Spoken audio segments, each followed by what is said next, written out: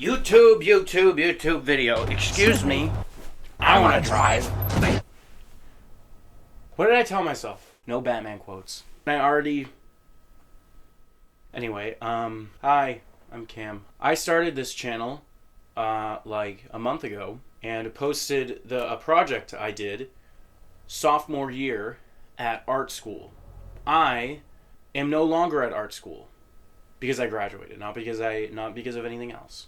So that was 3 years ago. 3 years. Let's make sure that math adds up. 1, 2, 3. Yeah, it does. 3 years ago, I made that YouTube video. No, I didn't. I made that YouTube video a month ago. I did the project 3 years ago. I tried to condense everything into a very small amount of time, and I think I missed a lot of the context. Reading a lot of the comments, I think a lot of the who's, the what, the whens, the wheres, the whys are missing. So this is going to be an explanation of that. And to help me with that, I have just a little bit of blood. Just of like enemies, crooks, thieves that have wronged me. So yes, I did this project. An upside down bathroom. How goofy is that? How wacky and funny. This project's actually awesome. 3 years ago, it was April, and me and my roommate, Tim, we wanted to do something very ambitious. We had worked once before together, and we wanted to do something big. Or not big, we wanted to do something closet-sized. Basically, during that sophomore year, we had a project every 3 weeks. Boom! And it was like a new material. Like, oh, now you're going to do a project with this, with wood. But now it's metal. And this project, we thought, you know what? Why don't we just not do that? We asked if we can work together when this wasn't a project where you were collaborating with others. We just do our own thing. And I was lucky enough to have the resources and the people around me that were just like, yes, you guys should do that. In the room below where we worked was this big white room where we put our projects at the end of each project. And we would critique them, and you'd look at them and think, that project's good. I like the color. I like the classification of lizards. I like your classification of lizards. It's different and unique. Whatever the one will say about your art. And in the corner of that room, someone just kind of built a random closet that didn't have a ceiling, and it was just like a wall and then a door with a lock on it. All the faculty's like stuff. We were like, what if we could turn that into something else? Something cool. I have something. Journal. This is my journal from sophomore year. And in my journal from sophomore year, which is completely destroyed, I think I threw it at Tim one day as a joke, but I think it was a joke gone too far. And it broke my book, and I was like, oh my god. And Tim was like, why would you do that? That wasn't even funny. Now I have this to remember how bad I am at reading rooms. And here we go. Things that we could transform it into. We did a lot more than this. I think they're mostly in, I don't know, this isn't going to focus. So a collector, something under the rug, SpongeBob. Oh, that would have been cool. The SpongeBob room. You can just build SpongeBob. But the SpongeBob room from the future episode, because that was cool. Cage with creatures. Yeah, it's a bunch of random stuff. But it all didn't really make sense. We were sitting there and we were just like, what are we going to do? We wanted to do something that looked lived in, or a space that's lived in, which then implies a house. What is that size? Nothing, like we wanted to do like a living room, but we were like, no. But it did take us a while to figure out, well, why don't we just do a bathroom? Because that's like really the only space that could fit in there that would make sense other than a closet itself. And we're not just going to make a new closet. That would be weird. That'd just be weird. I think I was really obsessed with that SpongeBob idea, and I was like, I want to make it with those weird colors. I want to make it like weird. I want to make it retro. And I kind of hate that nostalgia for something that I didn't even live in. I was born in 2001. I have nothing to do with the 70s, but it looks cool. So that's kind of what our basis was, which is a whole other can of worms that needs to be opened about people having fake nostalgia for things. Anyway, we thought it would look cool. Pink toilet. But we needed something else. What if it's weird? What if it's like destroyed or something's wrong with it? And Tim was like, why don't we put it upside down? That's like rather simple. But then we were thinking, that's not good enough. We need something else. We wanted to have a big horde of rats running through the bathroom. Why? We don't know. And they were going to be red rats. They were going to be 3D printed, and they were all going to be in different poses, and then we were going to finish each of them with like hair and stuff and make them look really realistic, and they were going to be running on the ceiling, which is the floor of the bathroom, shifting through the wall. Our point with that was like, oh, they're interdimensional travelers, and it was probably like 5 a.m. when we were thinking of this, and we were like, this is amazing. They're interdimensional travelers running through this bathroom. But this bathroom does not apply to them because they're like out of this world, next level dimensional beings, and they don't even care about our gravity, our stupid thing known as gravity. They don't care about that. So they're just running through the ceiling. We were like the rats, and the bathroom was the weird thing. This is very confusing. I know. That picture in the YouTube short, boom, this was that night, and Tim drew this out. And this was our photo. And then for the YouTube short, I had to go in on Photoshop and individually draw over every rat, which was kind of sad. Following day, we went to our professor. We were like, hey, Brad. Okay, I'm Brad. I'm being Brad now. Brad's not his name. You know that closet downstairs in 302? And, like, it's like 320? I forget what the room was called. I think it was 320. You know that room in there, like the little closet that you put all your stuff in and we can't open the door? Yeah. Okay, and we were wondering. Sure. I'm going to stop doing that voice. That's really annoying. Okay. We were wondering, Brad, stay with us. We were wondering if we could use that room. Yeah. And take everything out of it for the next 3 weeks. Okay. For the length of this project. Build something in that room. Do it. Leave everything in the closet. Just out in the open for anyone to take. That's fine.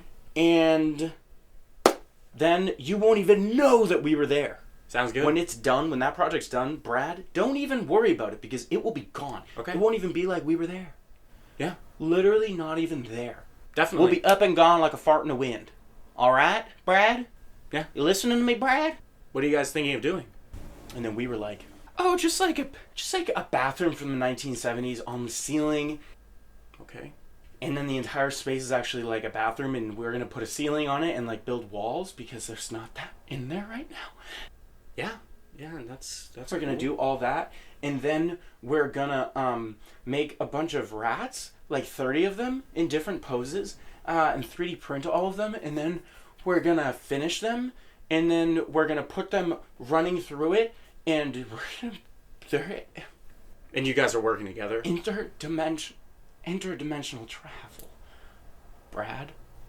Interdimensional travel, Brad. Go ahead. So then we went ahead and we did it. And it was very exciting. Another sip of my enemies really quick. Quick enemy blood drinking session. It really is nothing like that. Okay, where was I? We had 3 weeks, not even, because it was really the first week was like we were figuring stuff out and we had to get access to the room and all that stuff and find out where we were going to put everything that was not. It was a big shibuya. It was a whole shibuya. We did it maybe in a way that seems weird for a YouTube short to explain very quickly, but trust me, it did make sense why we did it the way that we did. For instance, the walls. The main thing that took the longest in this bathroom was the walls. We went with insulation foam. Was a material that was very useful and could be used for a lot of different things. And it's a material that you can use over and over and over again. It was a lot of foam, and it was very expensive. That was the most expensive thing in this bathroom. Most of the other stuff wasn't bought new, except for the walls. And I still have a bunch of it in my basement. We used it for the next 3 years. And that's why we built those out of foam. And I saw some comments saying like, why didn't you just use real tiles? Well, no, because then it would be like heavy. It wasn't a real bathroom. It wasn't real. It wasn't a real bathroom. It had to be taken down after we finished. The other thing is, again, it was built in a random room in a random building on campus. So it wasn't like a place where people could go and like see it. And that room was locked a lot of the time. So it was kind of like, we just kind of did it to do it, I guess. When it comes to the toilet and the sink, I know a lot of people were very concerned about standing under them. Me too. I was also scared. But we took a lot of precautions to make sure that it would not fall. And again, it was only up for a few days. No one was touching anything. The hardest part about the sink was getting the sink top, because it was made out of like a very brittle resin. But to minimize risk, what we did is we pre-drilled holes into that resin from underneath and then screwed in screws on all four corners. And then we used like the like really strong adhesive caulking around the sink and attached it to the bottom. We didn't want a lot of weight in there. We wanted as little weight as possible, so we actually disassembled basically all the entire interior of the cabinet and then just glued the drawer fronts back on to make it look like it was like a real cabinet. And one of those fell off because people did try to open the drawers, and as they're doing, oh no, don't do that, and then it broke off. And I think that happened twice, which was pretty sad. But it's okay, because people are curious, and I love that. It on the wall was never going to fall. We used there were steel L brackets with like 10 holes in each side. It was overkill. And before we put the sink on, I mean, we were like holding on to it, hanging from it, and it was not going anywhere. It's not going anywhere. Okay, folks? It really wasn't going anywhere. Another sip of blood from my enemies. Now I'm going to have like that. I'm going to have that little, like the Gatorade mouth. Do I have Gatorade mouth? Then for the toilet, which I think a lot more people were concerned. Because we actually asked our professor about this. And then he drew out his ideas and showed us what we should do. And we did it, and it worked. Because we had no idea what we were going to do for the toilet. And originally we thought we would make a fake toilet that was light out of foam. But that probably would have looked really bad, even if we tried really hard. And it would have taken way too long. And that's what he told us. And he was like, no, just hang a real toilet upside down. And we were like, how? And he was like, there's those two little bolts in it. There's two little, you secure the bolts. And we're like, are you sure? And he was like, yeah. As if he'd done it before. He was right. So at the end of the day. And I think what we did was, we used the biggest bolts we could find that fit into those. And then we basically had a piece of plywood. It's when I say plywood, you think, oh, that's scary. But it was like, we found it in the trash actually.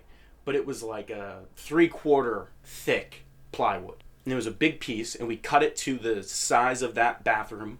What we did is we had those 3 2x4s that someone had put there that our professor said apparently someone else had done something in this bathroom at some point, some type of project. And those were already put in. And on the other side on the wall, someone had drilled masonry screws into the brick with that other piece of 2x4. So that was very secure too. Okay, folks. We then put that piece of plywood and attached it to the 3 2x4s with the 2 holes in it and the tile on it. And here's the other thing. The toilet, the resin. I know that it looks like pee. I didn't say it in the video. The second it happened, we were like, great. And we never thought about it again. Was it the nicotine? Was it the tar? Was it the other chemicals? Are cigarettes bad for you?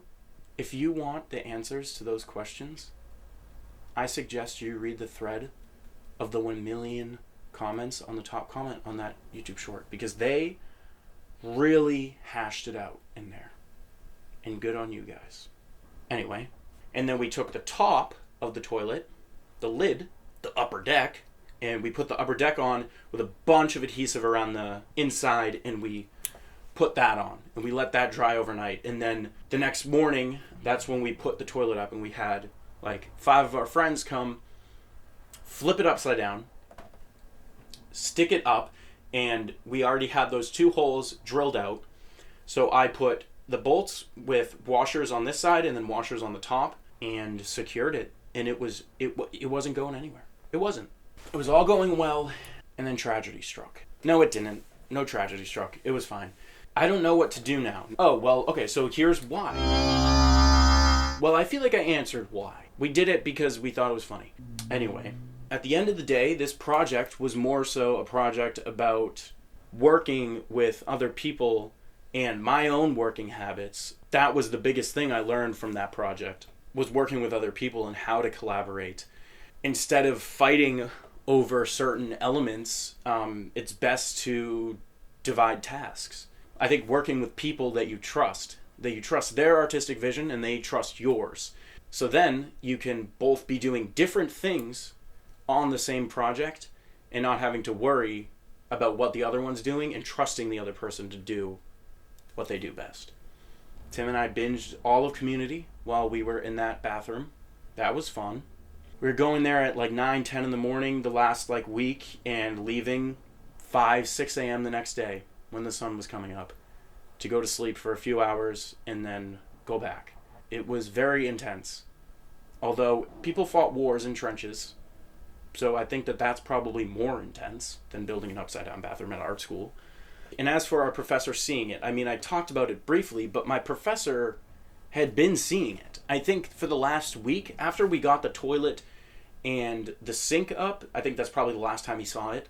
He didn't see it with all the like finished stuff in it. But we didn't think to record his reaction. I mean, I feel like if we did that, that kind of would have been like tacky. I don't know. Recording other people looking at your work when other people's work is also in the room would feel rather strange, I think. And I didn't know what exactly I was going to do with all that behind the scenes footage. I guess I didn't think that far ahead enough, and maybe that would have been like an exception to be documenting it for like a video. But yeah, no, we didn't record people's reactions. People liked it. People thought it was cool. I think most of our crit was about, with our class and our professor, was, yeah, you guys spent so long doing this and it's cool. What else though?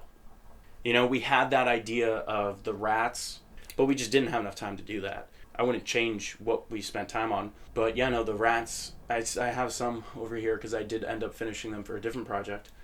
Just a few of them. It was sort of like, why? There's really no purpose other than it looking cool. And I think that also was a big learning experience as a sophomore with my art practice, is that ever since then I've always asked, what is it besides a real cool vibe? What else is it doing? And our professor said, I mean, what do you want us to say? Like, it's good, but there's nothing else. So figure that out. And I'm still trying to figure that out. I know that none of you wanted to go in there because the smell was absolutely terrifying. If I think about it right now, I can almost smell it still. So the wood cabinet thing we made out of like a veneer plywood, we used a stain on. So that was in there, which was then just emitting its aroma into the room, my blood, seeping into the walls. Then you had the resin in the toilet that smelled like sulfur. Then you had the cigarette butts all in the ashtray, mixed with the smell of super glue and epoxy, which also smells. And I don't know what is in epoxy, but something in epoxy is like, there's sulfur in it. Like farts, rotten eggs. So then you have that smell. Then you have the smell of all the paint in the room. And the paint smelled like, I don't even know. It didn't even smell like house paint. It was house paint, but it smelled really bad. And all those smells mixed together. And then the last day before it was due, I thought, you know what? Let me go get an air freshener. So then we took apple cinnamon air freshening spray and sprayed that in the bathroom. Just made it 10 times worse. You couldn't go in there for more than like 5 minutes. It was a pungent odor in that room. Anyway, didn't think about that. Also didn't think about the fact that when people go in there, their shoes, look at this. Look at that. I don't like it at all. Look how gross that looks. There's a bunch of footprints all over the ceiling. I hate it. I really do hate it. We wanted to get like booties for people's feet, but we just ran out of time. Now it's over. What's next? What's next is, after this video's out, I'm going to be uploading the live action short film I actually filmed right after the bathroom, but I've been editing for 2 years now. So that's going to be out shortly, hopefully. I'm going to post a little teaser video on as a YouTube short, and then later that week post the actual video. And I hope it's like a funny, hopefully funny, but like a weird film about a teacher I had in high school. And I wrote down everything he said because I thought he was a really funny guy. Everybody take a seat. Quiet on set. How many fingers am I holding up? Boss. So I wrote down everything he said, and then I made this video pretending to be a very heightened character of him, and I read off all exact quotes from him. Get up, you lazy piece of poop. What? Up. Which is haha funny. And I hope you guys like that. That'll be coming after this. I said that this video was going to be made way earlier. Thank you if you made it this far. First video under wraps. I probably forgot to say some stuff because I didn't write anything down. I think my favorite comment really quick was someone said this is dumb. True. Wait, that's actually true. I play bass quite well, actually. It was actually John, I think. John said, Paul, you should build an upside down bathroom. And I said, John, that's actually a really great idea. So, anyway, yeah. Thank you for watching. Don't forget to check out yesterday's video. Also, make sure you hit that subscribe button right now. Turn on post notifications so you never miss a post. Follow me on my other social medias, and I'll see you guys tomorrow. Peace out. Brennan Taylor Challenge. Brennan Taylor Challenge. Anyone remember that? Anyone remember that one? Okay, goodbye.